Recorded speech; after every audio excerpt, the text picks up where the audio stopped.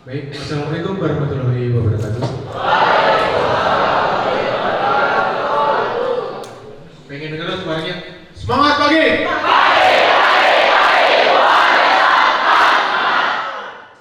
Tepuk tangan untuk kita semua.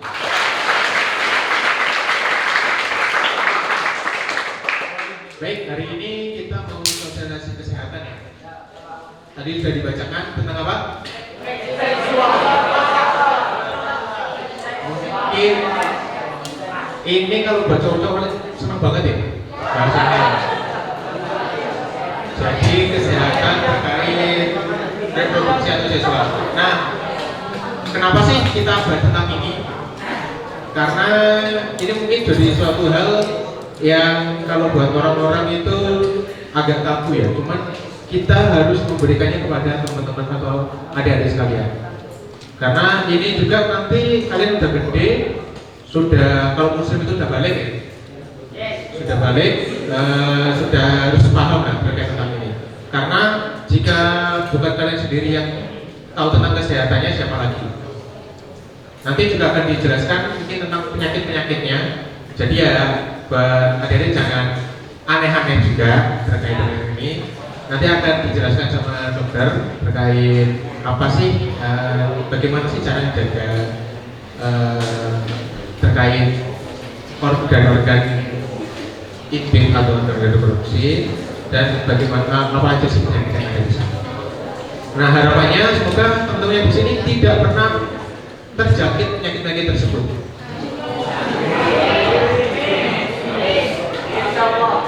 Makanya jangan disatuin. Karena gini, kalau untuk kesehatan sendiri itu karena Maharati, SMK Maharati itu adalah SMK di bawah naungan dari PHP dan MCIB dan semula ya. Besar harapan kalian itu nanti bisa melanjutkan ke perusahaan-perusahaan yang ada di wilayah sini, perusahaan yang di Pama Group, dan di Pama Group sendiri adalah perusahaan yang menjunjung tinggi terkait kesehatan. Jadi kalian nanti kalau mau masuk perusahaan juga harus ada pelajaran kesehatan dan lain-lain. Nah, mungkin oleh karena itu akan banyak sekali nanti penyuluhan kesehatan. Mungkin bukan hanya dari KPP, kemarin juga sempat dari klinik Bu ya, dari klinik juga. Jadi besar harapannya kalian setelah lulus dari sini nanti ada tes kesehatan kecil dan lain-lain. Kalian sudah siap untuk masuk ke dunia industri. Wah, semangat ya. Bagus. Oke, mungkin itu saja dari saya. Semoga kalian dapat menyimak ini dengan baik. Walaupun ini bahasanya agak sensitif ya mungkin buat teman-teman. Cuman ya saya harap bisa diambil pelajarannya untuk teman-teman sendiri. Oke, baik, terima kasih. Wassalamualaikum warahmatullahi wabarakatuh. Waalaikumsalam. Satu lagi.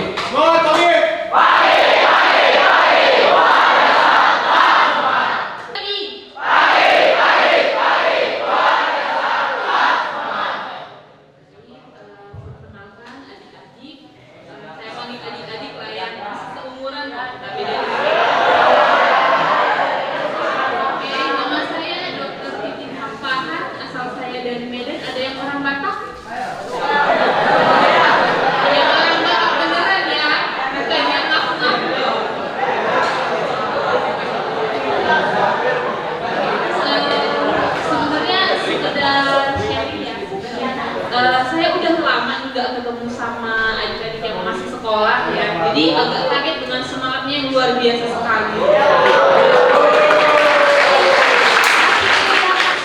Jiwa-jiwa mudanya, jadi semangatnya itu sangat membara sekali ya. Kita lanjut. Sebelum saya mulai ke materi terkait hari ini terkait infeksi menular seksual, saya mau tanya dulu. Di sini ada yang tahu apa aja organ reproduksi laki-laki? Satu dari sini.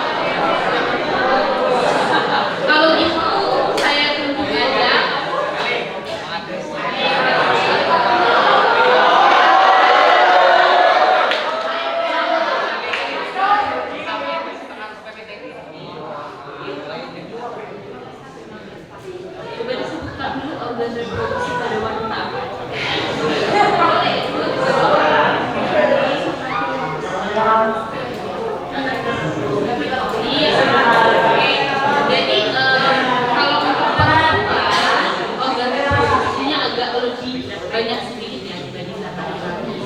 Karena kalau perempuan punya ovarium juga, punya rahim juga, punya payudara juga itu termasuk juga. Laki-laki juga ya, payudara juga termasuk organ seksual.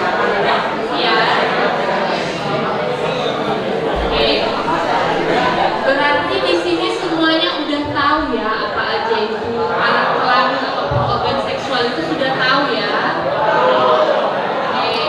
Nah, di sini saya mau memaparkan sedikit apa aja yang perlu diketahui karena saat ini seperti yang bisa kita lihat dari berita ya, banyak yang misalnya kejadian hamil padahal usianya masih muda atau usianya masih muda tapi udah terkena penyakit kelamin terutama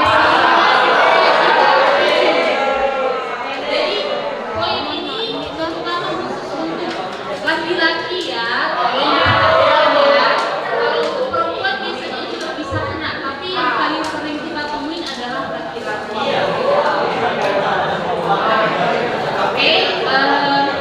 Kita lanjut lagi, langsung saya mulai dengan infeksi menular seksual. Nah, infeksi menular seksual ini ada banyak ya.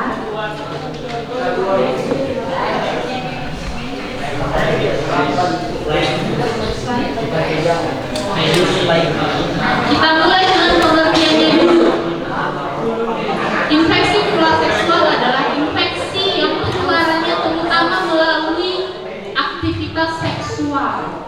Ya, aktivitas seksual saya yakin semua yang ada di sini pasti sudah tahu.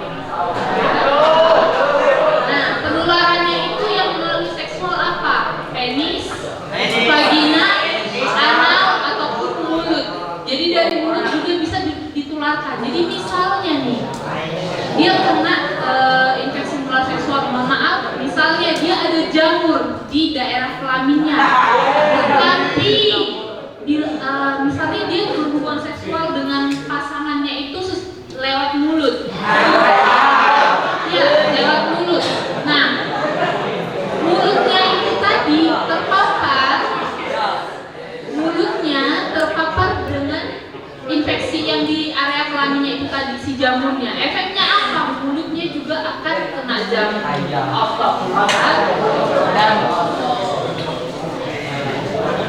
Nah, secara non seksual bisa dari darah, yaitu bisa lewat transfusi darah, jarum suntik atau jalan lahir. Jadi ibu yang melahirkan, ibu yang sedang hamil dan dia melahirkan secara normal terutamanya ataupun dia sesar pun juga itu beresiko untuk menularkan infeksi pada bayinya. Kemudian kontak tubuh, kemudian kebersihan organ reproduksinya itu sendiri. Nah, jenis infeksi menular seksual yang pertama yang saya bahas itu adalah gonore atau kencing nanah. Ini paling seringnya pada laki-laki ya yang bergejala. Kalau pada perempuan, gonore ini juga bisa terjadi. Tapi pada perempuan dia banyaknya nggak ada gejala, nggak terlalu muncul gejalanya, lebih muncul pada laki-laki. Kalau pada perempuan, tapi ini bisa ditularkan ke anaknya. Ya.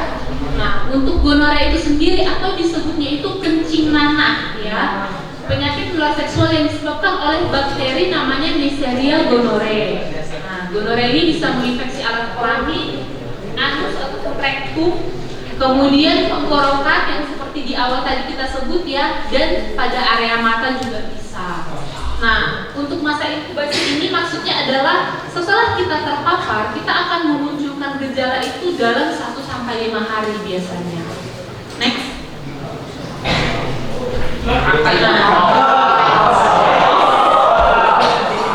Oke, saya lanjut. Nah, untuk pada perempuan, keluhannya itu biasanya sakit di area perutnya, kemudian keluar cairan dari vagina yang berlebihan, ya. Pada saat buang air kecil juga bisa terasa pedih, kemudian pada saat berhubungan seksual juga nyeri, dan bisa juga terjadi perdarahan ataupun diantara, padahal dia nggak menstruasi nih, tapi bisa muncul ada keluar darah seperti itu. Kalau pada laki-laki, yang pertama udah pasti sakit ya, gonore ini sakit, pedih terutama. Kemudian bisa juga dia area testisnya Kemudian muncul cairan berwarna kekuningan dari ujung penisnya. Ya. Kemudian bisa ada saluran kemih atau seperti anyang-anyangan rasanya, terasa pedih ya. Kemudian bisa pada area penisnya itu terasa bengkak merah gitu. Next. Yang selanjutnya itu sifilis atau disebutnya rajasima. Nah, penyakit rajasima atau sifilis ini disebabkan oleh bakteri yang namanya Treponema pallidum. Penyakit ini dimulai dengan dia muncul luka pada area kelaminnya tapi nggak sakit, ya. Bisa juga pada anus ataupun mulut. Seperti yang kita bilang tadi, penularannya lewat mana? Bisa juga dari mulut, anus, sama kelamin. Jadi muncul keluhannya juga bisa dari situ. Bisa pada lokasi itu. Next. Nah, untuk gejala-gejalanya ini ada stadiumnya ya. Stadium 1 itu dia yang nggak sakit. Tapi kalau udah masuk stadium 2, stadium 3 baru dia udah mulai kerasa nyeri itu tadi. Next. Nah, untuk penularannya itu setelah dia terpapar akan muncul dalam 3 sampai 90 hari luka yang tidak sakit pada area kelaminnya itu tadi. Kemudian setelah 4 sampai 10 minggu masuklah dia ke gejala kedua, sifilis tahap 2 itu tadi, yang muncul ruam di seluruh tubuhnya, ya. Kemudian 3 sampai 15 tahun setelah terpapar, ini akan mempengaruhi organ-organ dalamnya. Dia akan merusak organ-organ dalam kita. Nah, ini bisa dilihat ya contoh ruang kulit pada sifilis itu. Jadi muncul bintik-bintik di area mulut, di badan, di tangan, di seluruh tubuhnya bisa muncul. Ini udah biasanya sifilis tahap 2. Ya, kalau tahap 1 dia hanya pada area kelamin ataupun area mulutnya aja. Tapi kalau udah tahap 2 dia udah ke seluruh tubuh. Yang selanjutnya ada herpes simplex. Ada yang tahu nggak kalau herpes simplex ini seperti apa? Atau ada yang pernah dengar herpes zoster? Cacar ular tahu? Bukan cacar monyet, beda. Nah, jadi ada sedikit perbedaan ya. Ada banyak orang kadang-kadang berpikir kalau udah herpes itu tuh pasti dia penyakit menular seksual ya. Jadi ada dua. Ada herpes yang memang penularannya itu lewat aktivitas seksual, sama satu lagi bukan karena penularan lewat seksual. Nah, yang kita bahas yang pertama yang herpes simplex ini dulu. Penyebarannya melalui kontak dari kulit ataupun penularannya secara seksual. Nah, bisa dia lewat mulut dan organ genital. Balik lagi ya seperti yang kita bahas di awal tadi. Next. Nah, gejalanya itu yang paling khas adalah kalau herpes ini dia muncul bintik-bintik berisi cairan yang berkerumpul ataupun berkelompok di area tertentu. Kalau dia pada area mulut ya di area bibir di situnya banyak bintik-bintik kecil biasanya. Mirip siapa yang pernah kena varicella ataupun cacar air? Cacar air ada? Nah, mirip seperti itu ya, bintik-bintik berisi cairan. Hanya saja kalau herpes simplex ini kan ada dua, di oral, di area mulut atau di daerah kelaminnya. Jadi kalau dia munculnya di area mulut aja yang muncul. Beda sama cacar air. Kalau cacar air seluruh tubuh yang kena. Nah, kemudian gejalanya itu selain bintik-bintik berkelompok kita tadi bisa pembengkakan di area leher ataupun selangkangan atau di ketiaknya juga bisa. Sulit buang air kecil kalau dia munculnya di area kelamin. Kemudian bisa gatal, iritasi, dan terasa terbakar di area genitalnya itu tadi. Kemudian ada dispareuria atau rasa sakit seperti terbakar di vagina pada saat berhubungan seksual. Jadi untuk dispareuria ataupun gejala terakhir ini dirasakan oleh perempuan ya. Next. Nah, ini kita lihat gambarnya. Ini herpes simplex pada area oral ataupun daerah mulut. Boleh diperhatikan dulu, ini ada bintik-bintik cairan ya, berisi cairan. Cuma ini dia udah pecah, jadi udah agak menyebar. Kalau misalnya dia baru muncul, dia banyak tapi nggak menyebar seperti ini. Nah, Yang saya bilang tadi, ada herpes tapi bukan penyakit menular seksual. Namanya herpes zoster. Nah, kalau herpes zoster ini orang yang udah pernah kena cacar air, kalau dia terpapar lagi sama virusnya bisa kena namanya herpes zoster. Gejalanya mirip-mirip aja, tapi paling sering itu muncul di area bagian dada sama punggung.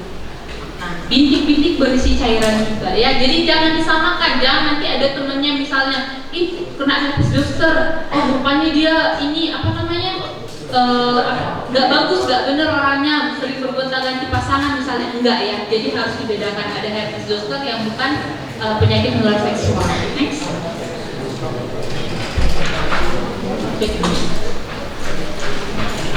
Yang selanjutnya ada trichomoniasis vaginalis. Ya, trichomoniasis ini adalah penyakit menular seksual yang disebabkan oleh parasit Trichomonas vaginalis. Parasit ini kayak sejenis kutu sebenarnya.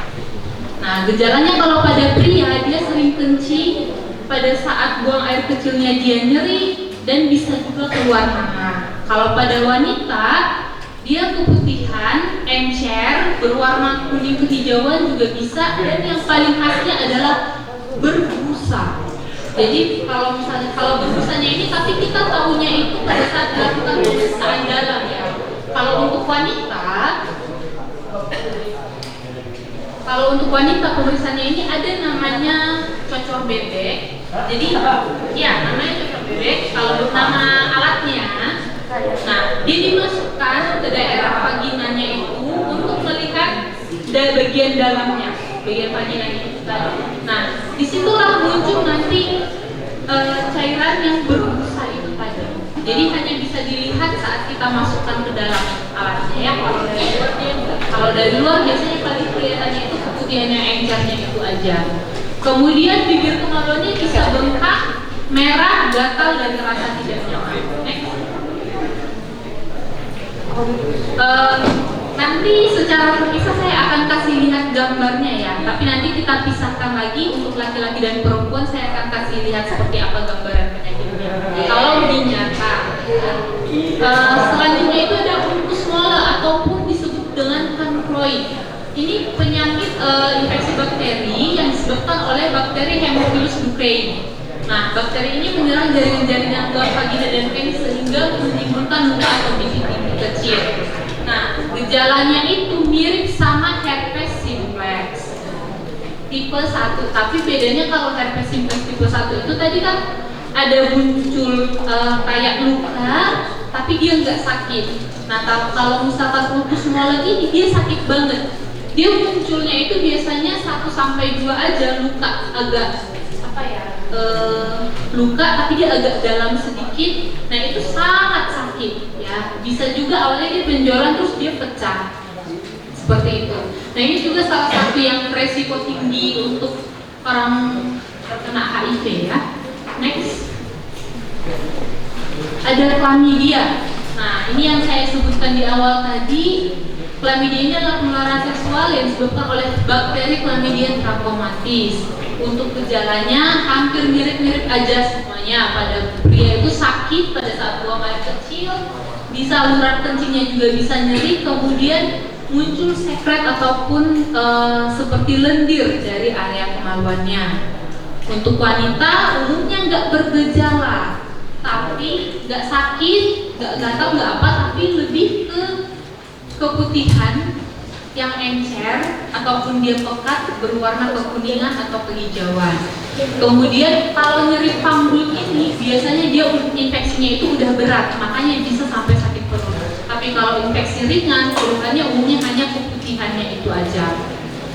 Kemudian bisa muncul perdarahan setelah berhubungan seksual. Next. Nah, ada lagi namanya kondiloma acuminata ataupun kutil kelamin. Kondiloma acuminata ini disebabkan oleh virus namanya virus human papillomavirus. Nah, gejalanya itu ada kutil di sekitar kemaluan dan bisa membesar. Sekarang ini setahu saya kalau untuk perempuan ya, dan pemerintah itu sudah ada program vaksinasi untuk HPV ini tadi. Cuman saya nggak tahu udah ada dan belum program vaksinasinya. Next.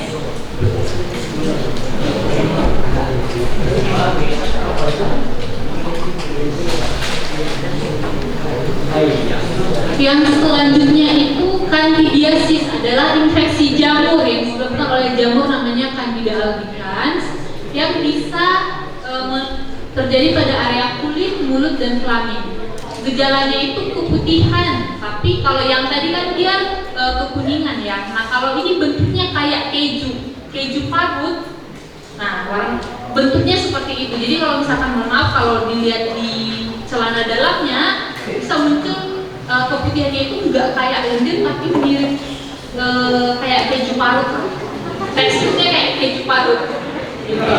Kemudian untuk gejalanya itu bisa gatal dan terasa panas di area kemaluan dan berbau khas. Bau khasnya ini biasanya pada perempuan ya, kalau pada laki-laki dia nggak gitu ada gejala.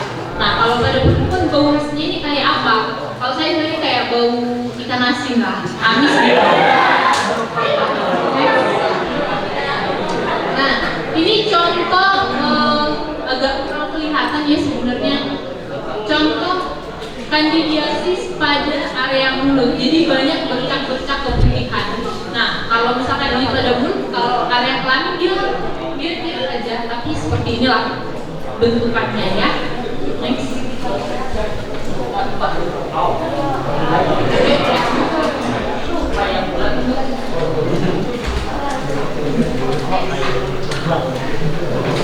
Yang selanjutnya ini HIV/AIDS. Ada yang tahu apa itu HIV? Masa nggak tahu? Nggak pernah dengar? Nggak yakin saya. Next. Nah, HIV adalah Human Immunodeficiency Virus. Jadi ini virus ya. Next. Nah, virus ini menyerang sel darah putih kita. Nah, kalau sel darah putih itu kegunaannya untuk melawan infeksi, ya, leukosit. Intinya sel darah putih berfungsi untuk melawan infeksi-infeksi yang muncul di tubuh kita. Nah, si HIV ini dia itu malah melemahkan sel darah putih ini, memakannya gitu. Bahasa lainnya memakan lah. Jadi pada saat kita kena infeksi misalnya, nggak ada perlawanan dari badan kita, terima aja gitu, karena si leukositnya ataupun sel darah putihnya ini udah lemah. Next. Nah, human. Nah ini virus yang dapat menginfeksi manusia. Tapi kalau dulunya ini sebenarnya awalnya itu dari monyet ya. Jadi ya, ya jadi kalau dulunya ini ada hubungan seksual juga, manusia itu hubungan seksual dengan dari situ dulu awalnya, kemudian tertularlah dia penyakit ini dan akhirnya menularkan manusia ke manusia ya. Kemudian imunodefisiensi, virus yang membuat sistem kekebalan tubuh kita menjadi lemah sehingga sulit untuk melawan kalau ada terjadi infeksi. Virus adalah karakteristiknya itu dia bisa mereproduksi dirinya sendiri dalam sel manusia. Next. AIDS adalah Acquired Immunodeficiency Syndrome. Nah, HIV kalau dia perbedaannya adalah kalau dia HIV dia cuma dapat virusnya aja. Virusnya udah ada di badan kita, tapi kalau AIDS adalah sudah muncul keluhan ataupun gejala. Jadi selama orangnya ini belum ada gejala, dia masih HIV aja. Tapi kalau sudah muncul gejala, dia jadi HIV/AIDS. Next. Nah, untuk HIV adalah udah disebutkan tadi. Next. Nah, penularan HIV ini udah pasti hubungan seksual ya. Kemudian darah, produk darah, jaringan dan organ.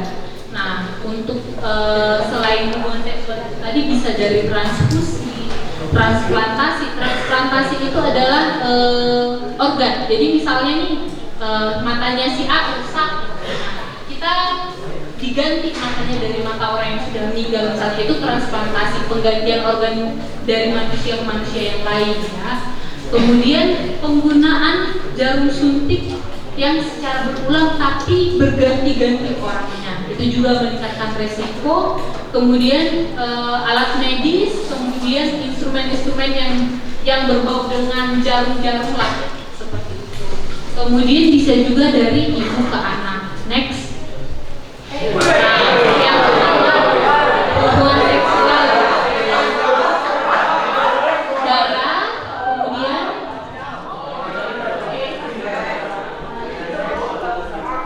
jarum suntik. Nah, ini dari transfusi darah ya. Nah, penambah darah.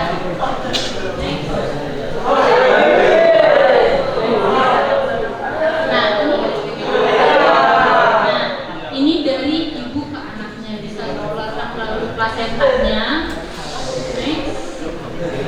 Next. Kemudian kalau dari ASI ini sebenarnya rendah ya kalau dari ASI itu, tapi ada resiko misalnya bayinya menggigit ibunya kan keluar darah tuh, jadi beresiko untuk dia tertular bayinya. Next.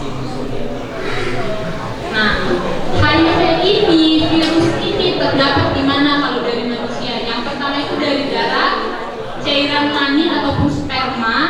Kalau dari laki-laki sperma ya, kalau perempuan cairan dari vagina, kemudian air susu juga bisa. Next. Nah, ini ada stadium-stadium HIV. Kalau stadium 1, dia itu belum ada keluhan, paling agak bengkak-bengkak sedikit di area leher atau daerah lipatan-lipatan seperti ketiak ataupun selangkangan.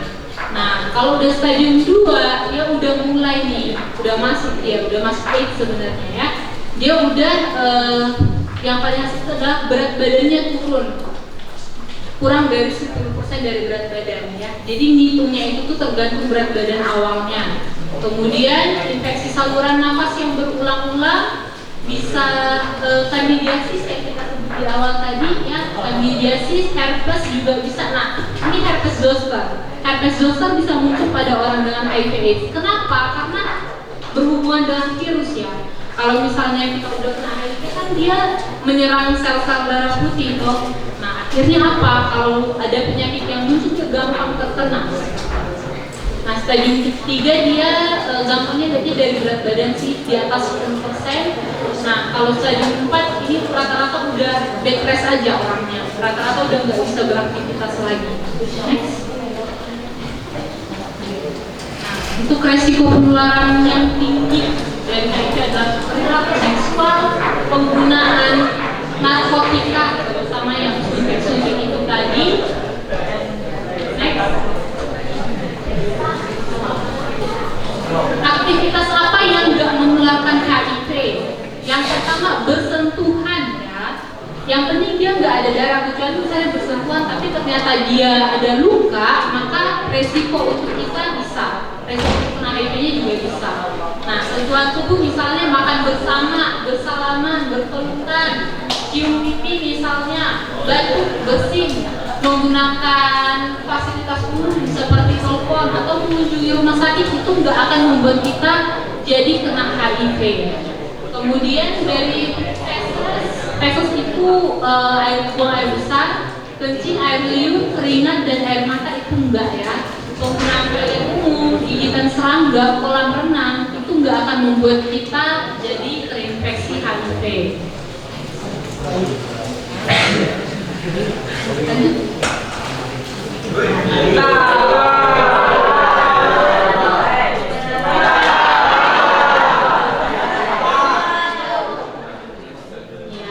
Nggak menular ya kalau melalui ini.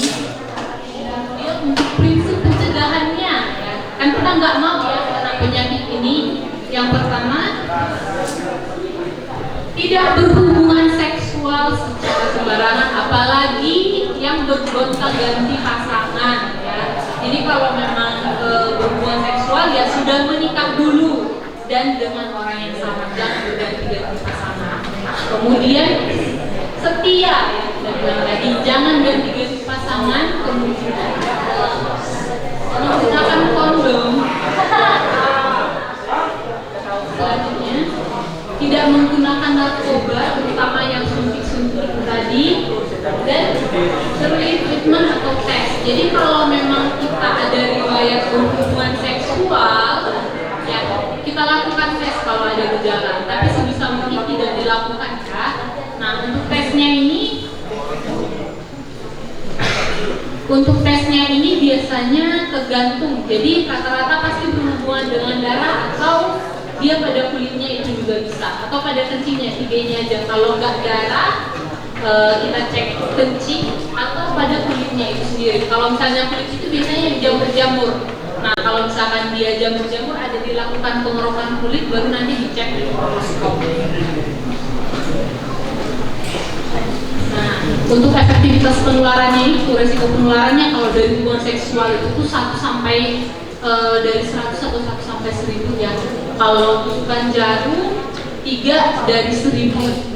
Kemudian kalau percikan cairan tubuh pada mukosa itu area mata, area mulut, di daerah kelamin itu masuk mukosa. Kemudian transfusi, nah transfusi itu lebih tinggi lagi resiko untuk penularannya. Next. Nah, untuk prinsip pengobatannya itu adalah diberikan, kalau untuk HIV ya, pengobatannya itu dari pemberian antivirus ya. Kemudian pengobatan infeksi apa yang muncul. Jadi kalau misalnya nih dia HIV terus dia kena infeksi jamur, ya kita obatin lagi infeksi jamurnya sambil dikasih obat antivirusnya juga. Kemudian dia ada infeksi paru misalnya, sambil lagi kita obatin. Intinya diobatin berdasarkan gejala yang ada. Nah, kemudian selanjutnya pengobatan dasar. Next. Nah, sekedar info keterbatasan HIV. Jadi obat virusnya itu juga terbatas ya, nggak semua juga bisa diakses. Apalagi kalau kita di area terpencil mungkin sulit untuk mendapatkan obat-obatan. Nah, ini contoh salah satu pasien yang mengidap HIV/AIDS yang akhirnya meninggal. Bisa kita lihat ya, badannya kurus kering ya. Tapi jangan salah juga, ada juga orang dengan HIV/AIDS tapi ada juga orang dengan HIV/AIDS tapi berat badannya normal ataupun dia nggak kurus, itu juga ada. Tapi kalau misalkan dia udah masuk stadium 4 itu tadi rata-rata udah kurus aja nih. Next. Bisa dilihat ya, badannya kurus sampai tulang-tulangnya juga kelihatan. Nah, ini salah satu contohnya itu tadi jamur pada area mulutnya. Nah, ini salah satu orang dengan HIV/AIDS Jakarta ya, di Bandar Kutau. Dia menggunakan jarum suntik dan menderita AIDS stadium 3. Endokarditis ini adalah infeksi pada jantungnya, kemudian TBC kena juga, oral kandidiasis ataupun jamur pada area mulut, hepatitis, dan ada riwayat seks bebas dengan PSK-nya juga, dan ada riwayat seks Indonesia. Nah, ini ada juga ibu hamil yang menderita HIV, hamil 7 bulan ya, gambarnya diambil 22 Juli 2004, meninggal pada Juli, kemudian meninggal pada 27 Juli 2020.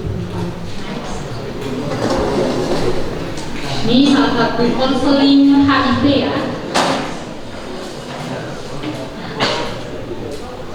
Ini konseling di puskesmas. Lanjut. Nah, jadi masih aman kan kita dari HIV/AIDS ini adik-adik?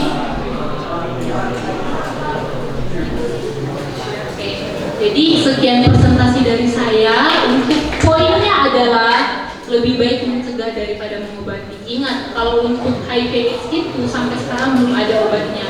Kita hanya obati berdasarkan gejala ataupun keluhan yang ada. Jadi HIV/AIDS itu tuh nggak bisa sembuh ya. Kalau yang lainnya yang kita bahas di awal-awal tadi dia masih bisa sembuh. Tapi kalau udah HIV/AIDS dia nggak bisa sembuh. Seperti itu.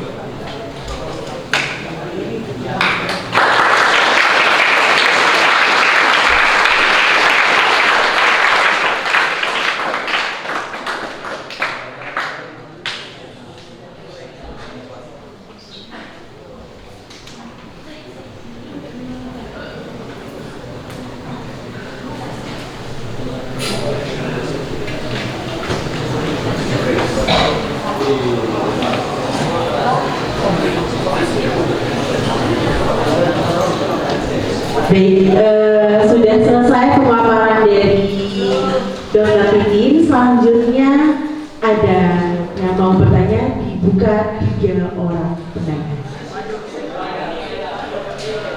Siapa ya? Boleh maju ke depan, nama, kemudian kelasnya, pertanyaan. Assalamualaikum warahmatullahi wabarakatuh. Perkenalkan, nama saya Ahmad Doni Kopa. Saya dari kelas 11 TABA. Saya mau bertanya tentang sifilis. Sifilis itu biasanya menular lewat apa, Bu?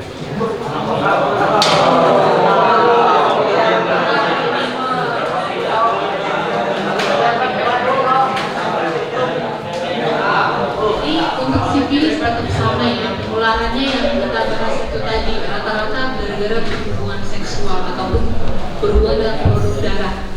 Nah, jadi kalau misalnya kita berhubungan seksual secara oral, mungkin sedikit pembahasannya ini agak-agak ini ya, ekstrim sedikit nggak apa-apa ya. Karena kan ini untuk kesehatan dan seharusnya juga kita harus paham biar nggak terjadi pada kita ya. Nah, banyak orang yang berpikir kalau berhubungan seksual itu harus dimasukkan. Paham ya apa yang saya maksud ya? Tapi jangan salah, digesek juga bisa. Jadi yang penting itu adalah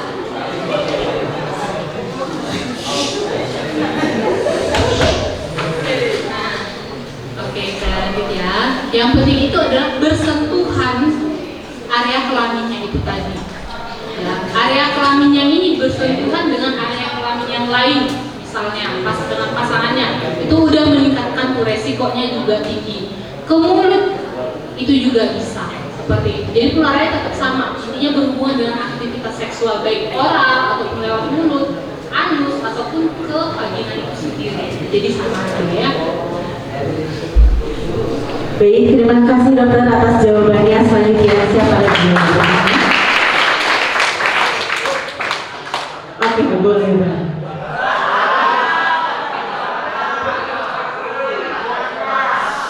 Nama saya Simbara Funabi, dari kelas 10 TBB. Saya bertanya, apa yang terjadi jika sering mengeluarkan sperma?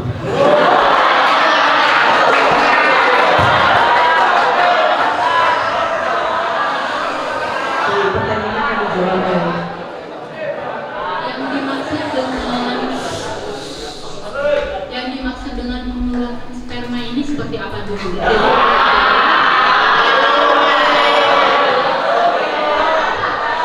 ada pertanyaan yang bodoh. Semua orang bisa tanya, dia tahu pasti jawabannya. Buat apa kita datang ke sini kalau nggak bisa nanya?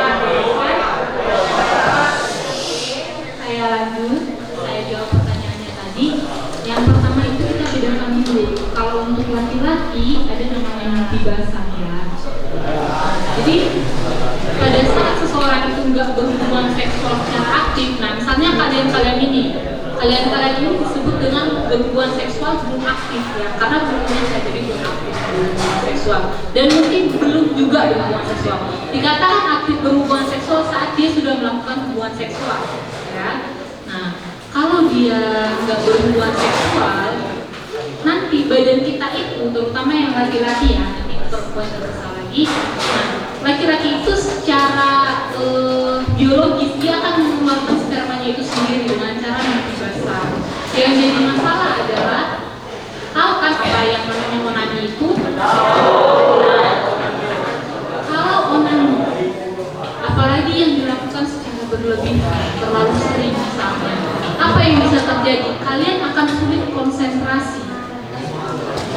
Konsentrasinya pasti akan liar dan pikirannya itu sedikit-sedikit akan berbau dengan seksual. Jadi mohon maaf nih, misalnya lihat orang perempuan dengan pakaian tertutup tapi pemikirannya itu tuh pasti ada berbau dengan seksual seperti itu. Jadi nggak bagusnya ke situ sebenarnya. Kalau efek secara ini, misalnya ada dulu kalau dulu zaman saya sekolah ya ada yang bilang nanti kalau sering mana itu lihat aja dari lututnya kopong misalnya.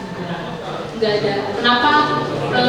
Kalau misalnya kayak gitu harusnya banyak dong, tapi ini nggak ada hubungannya dengan fisiknya, itu nggak ada, tapi lebih ke psikisnya ataupun kesehatan mentalnya ya. Dia berkonsentrasi, sedikit-sedikit lihat lawan jenis ataupun sesuai dengan yang dia suka, dia langsung berbau dengan seksual aja pemikirannya itu. Dan resikonya adalah orang-orang yang sering melakukan seperti itu jadi pelaku kekerasan seksual atau kejahatan seksual juga tinggi seperti itu. Jadi lebih ke psikisnya, kalau fisik nggak ada ya. Fisik nggak ada. Seperti itu. Ada lagi udah jelas atau ada yang bingung? Ya. Mungkin pertanyaan selanjutnya dari perempuan dulu. Kenapa nggak ada perempuan yang nanya?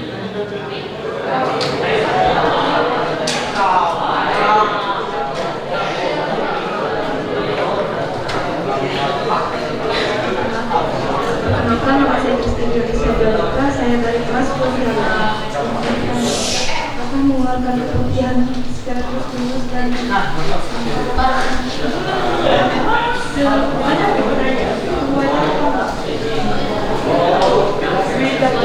untuk keputihan sebenarnya nanti akan saya bahas secara terpisah ya, khusus untuk perempuan. Tapi kita jawab aja. Keputihan itu wajar pada perempuan ya, dan memang sedikit berbau itu juga wajar. Jadi laki-laki itu jangan berpikir misalnya nanti sudah menikah ya, terus lihat istrinya misalnya ada keputihan atau dia agak bau misalnya, langsung kayak berpikir istriku ini nih melakukan seksual yang bebas atau seperti apa, enggak ya. Jadi itu normal pada perempuan, terutama pada sebelum menstruasi dan pada saat masa ovulasi, masa subur.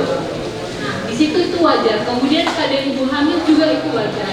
Yang jadi nggak wajar adalah kalau keputihan yang seharusnya putih atau jernih berubah warna atau mengeluarkan bau yang khas. Kalau bau sedikit itu wajar karena di area lembab ya. Tapi kalau baunya amis banget, nah itu berarti udah ada penyakit yang lain seperti itu. Jelas? Atau saya satu lagi, ada yang mau nanya lagi? Pertanyaan terakhir.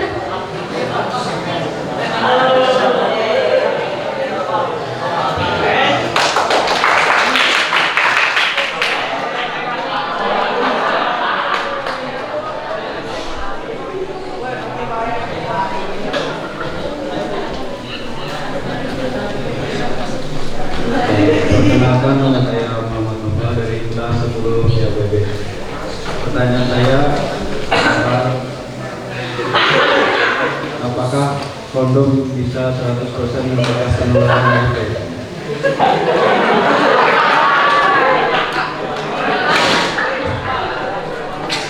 Yang di belakang tenang ya, jangan dorong-dorong.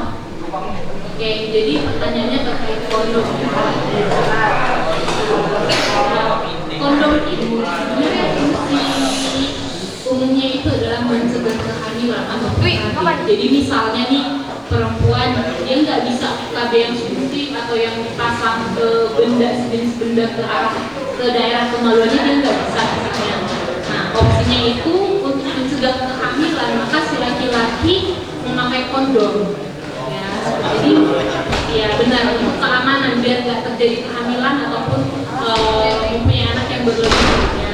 Tapi banyak orang yang menggunakan kondom ini agak melenceng dari fungsi utama yang seharusnya. Selain dari dia memang mencegah untuk kehamilan, bisa juga untuk mencegah terjadinya infeksi menular seksual. Tapi infeksi menular seksual ini balik lagi dengan nggak ada yang 100%, sama kayak kondom yang tujuan awalnya itu untuk mencegah kehamilan, tapi dia itu kalau kita baca ya nggak 100%, ada 99,9999%. Jadi ada kemungkinan kita yang nggak beruntung, yang 0,001 sekian itu kita bisa aja. Jadi nggak ada yang 100% mencegah. Makanya itu tadi habitnya ataupun kelakuannya yang harus diubah dulu, bukan jadi pakai kondom. Tapi in case misalnya nih memang terjadi seperti itu, pakai kondom, cara lepas kondom yang baik dan benar itu juga harus diperhatikan. Ya, banyak orang yang berpikir ya yang penting dia udah pakai kondom ya dia akan aman seperti itu. Tapi balik lagi, mohon maaf ya,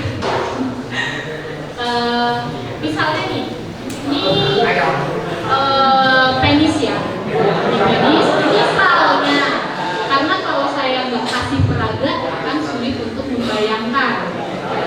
Ini penis, kemudian anggapan kita untuk kondom itu adalah sejenis plastik misalnya ya, atau karet. Masuk, harusnya itu kan kalau mau melepaskan kondom nggak boleh dia Dia dilepas dari pangkalnya dulu, ya kan, dari pangkal penisnya dibuang pelan-pelan didorong, ini dikeluarkan perlahan-lahan. Tapi harus diperhatikan tangannya. Jadi tangan kita laki-laki saat mau mengeluarkannya, mau melepasnya itu seperti apa? Jangan sampai tangan yang udah pegang kondom kena ke alat kelamin. Gitu. Jadi nggak boleh bersentuhan. Kan tangannya tadi pasti udah terkena lapisan luar kan? Kan kita mencegahnya itu dari lapisan luar toh. Nah, jadi lapisan luarnya itu jangan sampai yang udah kena tangan kita itu menyentuh daerah kelamin. Nah, kalau udah dilepas, diikat terus dibuang, ya kan? Tangannya langsung dibersihkan. Kalau misalnya tangan kalian udah habis lepas kondom, langsung pegang ini itu, pegang mata, wajah, ya itu terpapar juga, karena kan balik lagi cairan tubuhnya si perempuan ataupun lawan jenis kalian mungkin akan lengket di tangannya. Nah, kalau misalkan udah terkena ke mata, daerah mukosa kan, daerah mulut, mukosa kan, atau daerah penisnya itu sendiri, nah itu dia kemungkinannya itu tuh bisa menular dari situ tadi, seperti itu. Sudah cukup jelas?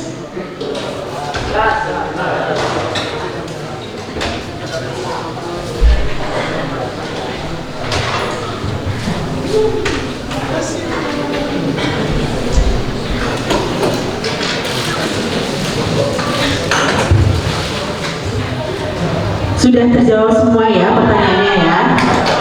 Baik, tepuk tangan untuk tadi. Baik, selanjutnya ada pemaparan nextnya.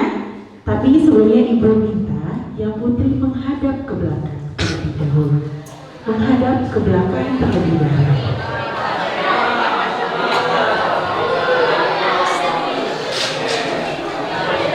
Oke, jangan nengok-nengok ya Naya.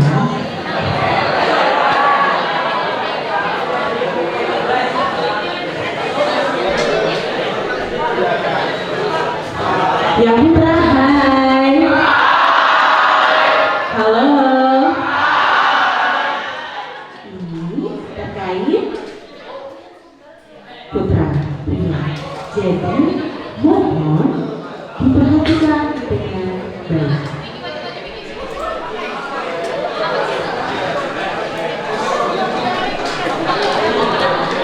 Tadi udah saya infoin di awal ya.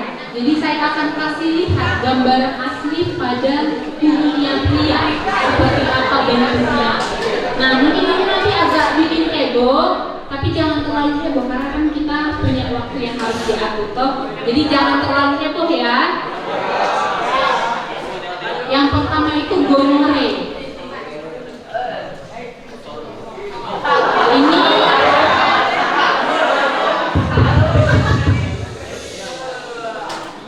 Ini kalau dia menyerang area mata. Tadi saya udah sebut kok di awal yang tadi barusan pertanyaan yang ada yang pertanyaan masalah kondom kan. Nah, misalnya habis lepas kondom, tangannya nggak dicuci, pegang-pegang mata, ternyata ada infeksi gonore misalnya. Nah, dia bisa muncul banget pada area matanya. Next. Ini cairan yang saya sebutkan itu tadi. Bisa dilihat ya, kelihatan nggak cairannya? Kelihatan ya. Nah, ini di ujung penisnya itu keluar nanah, dan ini sangat sakit sekali ya, pedih sekali.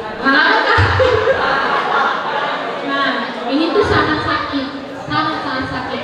Kalau menurut pengakuan pasien-pasien yang konsultasi dengan saya, ini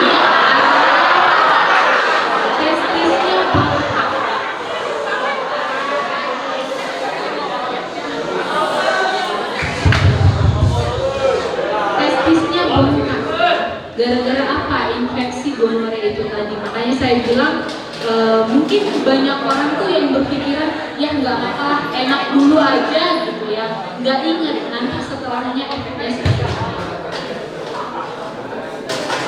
Ini sifilis tahap 1. Tadi sifilis tahap 1 adalah dia borok ataupun luka di area kemaluannya tapi nggak sakit. Ini contohnya bisa dilihat ya, kayak korengan gitu di area penisnya. Nggak gatal, nggak sakit. Nah, ini herpes simplex. Tadi herpes simplex itu apa? Bintik-bintik berusaha, ya benar, mirip kayak cacar air tapi cuma di area kelaminnya aja. Nah, bisa dilihat ya, ada bintik-bintik berisi cairan. Nah, ini tuh sakit. Nah, ada ulcus mole, mirip kayak sifilis tahap 1 tapi versi yang sakit. Nah, serem kan? Serem kan? Makanya jangan ya. Nah, ini kelanya benar. Dia keluar cairan dari ujung kelanya seperti itu. Kondiloma acuminata ataupun jengkera ini jelek banget bentuknya. Nah, ini bisa dilihat ya kutilnya. Ini masih sedikit. Ini masih sedikit sekali. Saya dulu pernah ketemu yang banyak banget, hampir mohon maaf di ujungnya ini udah nggak kelihatan lagi bentuknya. Udah kutil semua besar-besar. Karena kalau kutil kelamin itu kayak kembang kol. Tahu kembang kol? Tahu. Bentuknya kayak gitu. Betul. Nah, agak kelihatan jelas nggak ya? Nah, jenggeranya yang di atas itu ya, dan itu semakin lama akan semakin banyak kalau nggak cepat-cepat diobati.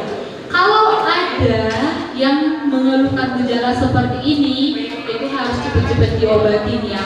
Pengobatannya biasanya itu kita buang kutilnya ini dengan memakai obat atau dioperasi, dibuang, disayat ya. Oke, sekian untuk laki-laki.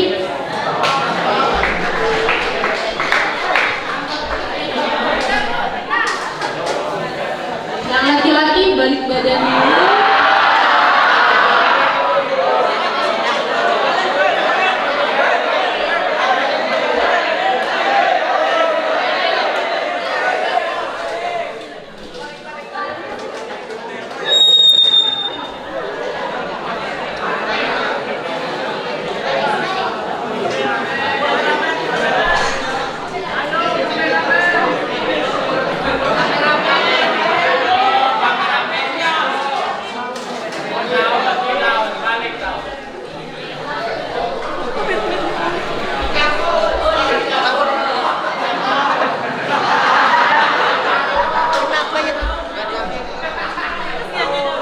Kameranya nggak apa-apa, kameramen cowoknya yang ke sana. Kameramen cowok dari sana.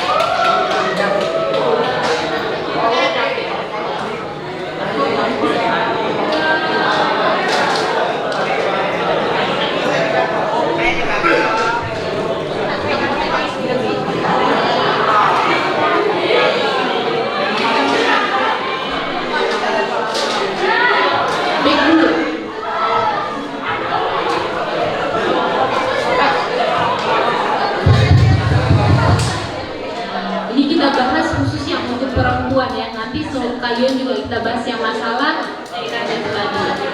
Nah, umumnya pada wanita beda sama laki-laki. Wanita rata-rata nggak bergejala, bergejalanya itu pada saat sudah parah biasanya. Nah, kalau misalkan habis berhubungan seksual, rata-rata perempuan ini jadi seperti kalau bahasa ini tuh kayak udah nangkep aja gitu. Nampung penyakitnya baru kemarin ke laki-laki. Laki-lakinya bergejala, perempuannya agak jarang yang bergejala. Biasanya agak parah. Kalau udah ada gejala itu udah berat berarti. Yang pertama gonorrea pada perempuan.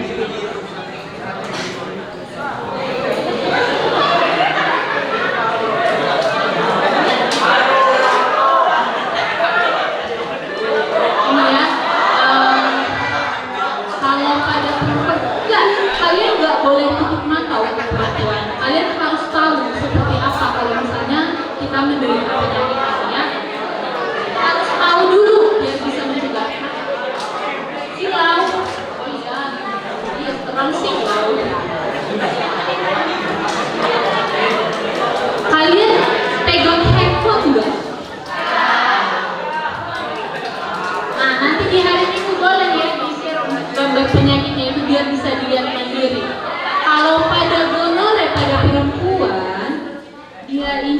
lebih kayak nggak ada gejala, dikit aja yang bergejala. Nah, gejala yang muncul pada perempuan paling itu di daerah kelaminnya di bagian luar atau pubisnya itu tuh agak bengkak, bibir kelaminnya itu tuh bengkak, seperti itu aja.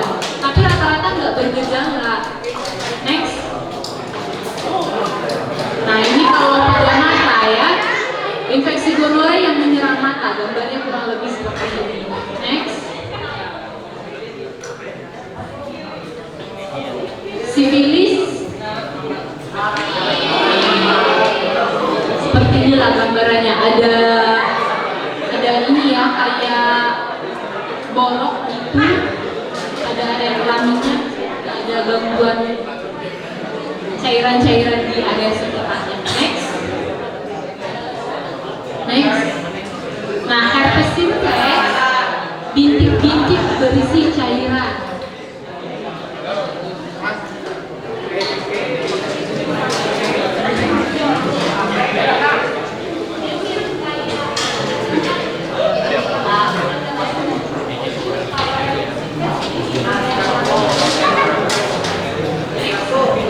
Next. Kalau trichomoniasis, next. Nah, ini yang saya sebutkan tadi ya, cairan di area kelaminnya itu tuh berbusa dan itu terasa sakit sekali pada perempuan, pedih ya. Ini dilakukan pemeriksaan dalam, kalau dia dilihat dari luar aja sulit, jadi harus dimasukkan alat ke area kelaminnya baru dilihat cairan. Next. Lanjut, bulbus molar.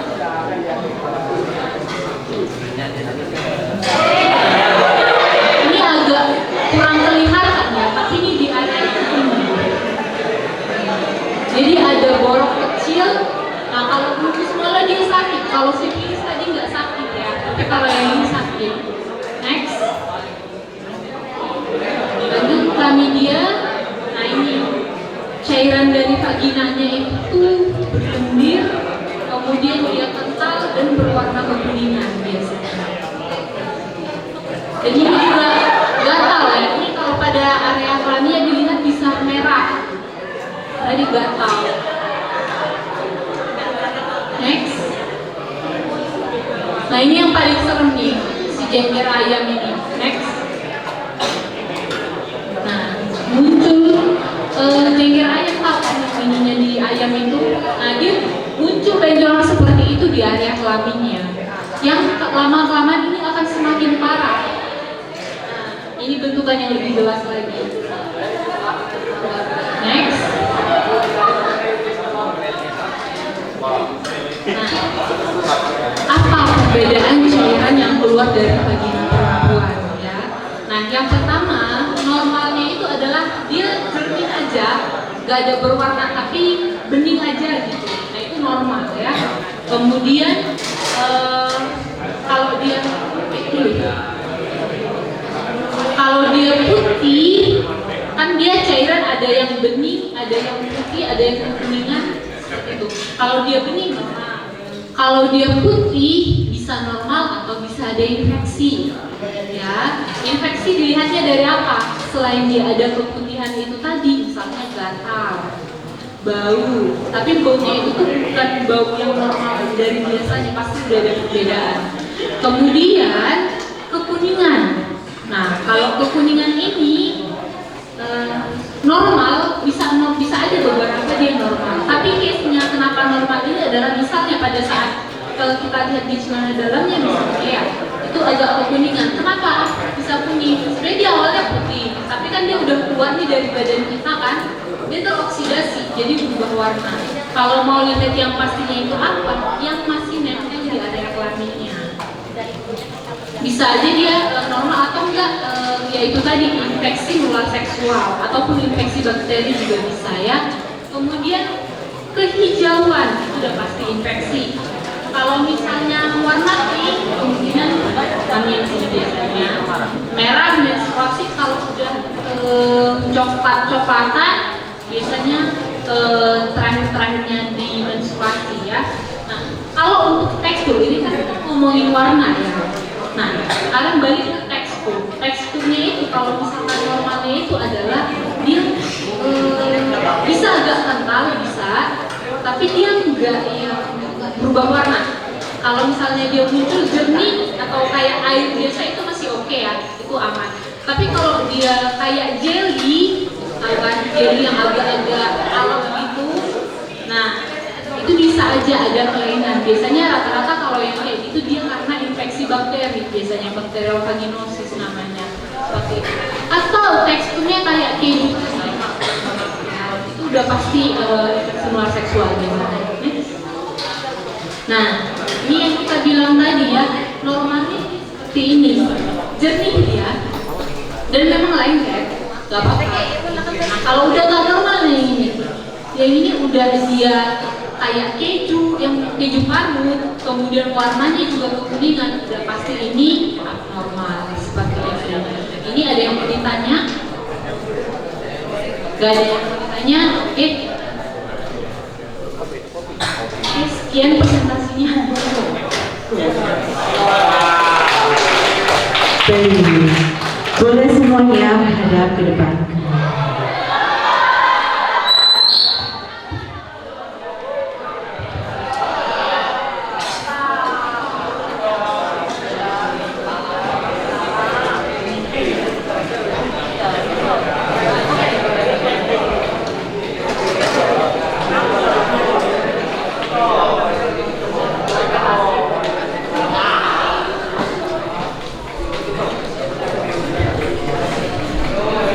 Oke, baik. Ada yang mau bertanya lagi?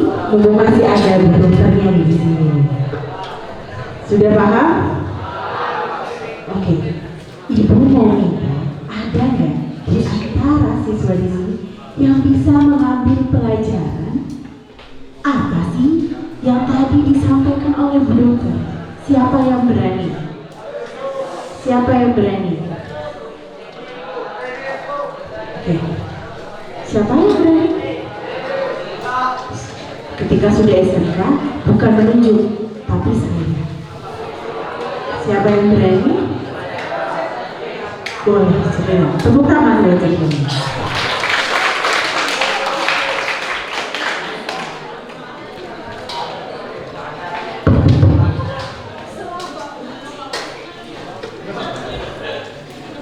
Perkenalkan, nama saya Dino, saya dari kelas 11 TABP. Pelajaran yang saya dapatkan dari materi kita hari ini tentang seksual. Buat kita semua, janganlah melakukan seksual bebas. Takutnya nanti kita terkena penyakit yang seperti tadi mengerikan itu. Itu aja, terima kasih. Baik, tepuk tangan. Baiklah, Ibu reminder lagi apa yang tadi disampaikan oleh Bu Dokter. Ya nak, yang perlu kita perhatikan, yuk sama-sama aware sama diri sendiri.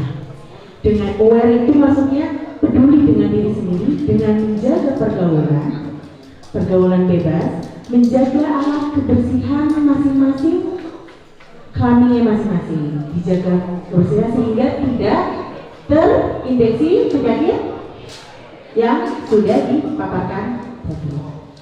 Sebelumnya Ibu ingin mengucapkan terima kasih banyak kepada Bapak Denny, Ibu Dokter.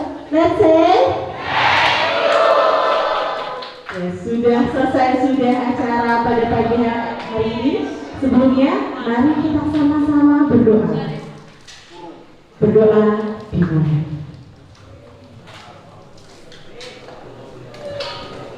Berdoa selesai. Amin. Baik. Sebelum Ibu tutup, ya, Ibu mau ngecek semangatnya. Setelah ini kita akan foto bareng-bareng. Setelah foto bareng-bareng, kita akan panitia akan juga foto. Sebelumnya Ibu mau ngecek semangatnya ya. SMK Maharati wajib tunai server. Kurang semangat. SMK Maharati wajib tunai server. Oke, baik. Tetap di posisinya masing-masing. Oke, tadi kita sudah dengerin ya apa yang dokter Titin sampaikan terkait penyakit-penyakit yang berhubungan dengan kelamin. Nah ini tadi yang cowok udah sih tadi ada, mungkin ada yang belum dengar. Jadi kalau suatu saat salah satu dari kalian ada yang terkena penyakit-penyakit tersebut, ya kita nggak mau semua, kita semua nggak mau ya kalian kena penyakit. Tapi kalau suatu saat ada yang terkena, kalian jangan pernah takut ataupun minder untuk periksa ke dokter. Karena kalau tidak diobati itu akan menyebar ataupun sampai ke orang-orang terdekat kalian. Jadi ya kalau suatu saat kalian ada yang kena salah satu penyakit seperti gonorea, sifilis dan lain-lain, itu kalau udah kan kalian udah tahu nih indikasi-indikasinya ataupun gambarannya penyakitnya seperti apa sih. Nah kalau kalian suatu saat merasa sakitnya seperti itu ya di alat kelamin ataupun di organ intim kalian, segeralah periksa. Karena memang lebih baik mencegah daripada mengobati. Tetapi kalau sudah terkena lebih baik mengobati lebih dahulu. Jangan malu ke periksa ke dokter, karena dokter itu pasti akan jaga juga rahasia dari kalian ya. Jadi ya kalian periksa ke dokter itu tidak akan dokter sebar ke orang lain seperti itu. Identitasnya pasti terjamin rahasia, jadi nggak perlu takut misalnya kalian nggak mau diketahui orang lain juga itu bisa. In case misalnya nih kalian sudah bekerja, ternyata bekerjanya di site, ketemunya dengan dokter site, dan kalau di sana kan biasanya kita ada kunjungan tuh, laporan kunjungan pasien kan biasanya ada ya.